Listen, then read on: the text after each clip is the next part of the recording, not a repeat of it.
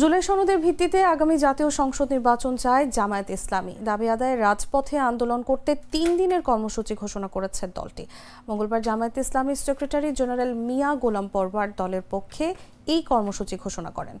মিয়া গোলাম পরওয়ার বলেন, জনগণের দাবি মেনে নিয়ে জুলাই সনদের ভিত্তিতে আগামী ফেব্রুয়ারিতে জাতীয় সংসদ নির্বাচনের আয়োজন করতে হবে। তা না হলে দেশের জনগণ রাজপথে আন্দোলন চলমান রাখতে বাধ্য হবে।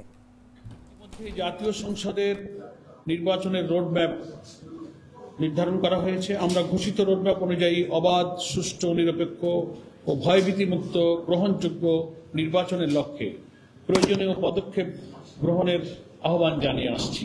আমাদের এই 5 দফা গণদাবির পক্ষে জনমত গঠনের জন্য আগামীকাল 1 অক্টোবর থেকে 9 অক্টোবর পর্যন্ত সারা দেশে গণসংযোগ কর্মসূচি পালিত হবে।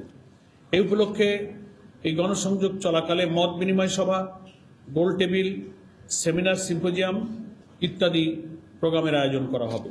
আগামী 10 অক্টোবর রাজধানী সহ সকল বিভাগীয় সদরে গণমিছিল করা হবে।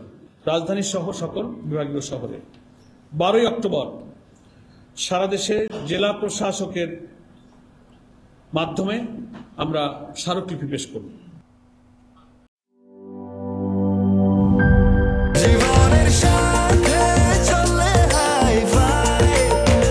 স্বাস্থ্যকর অল টাইম ফ্যামিলি কেক, সব সময় অল টাইম হেলদি লাইফ।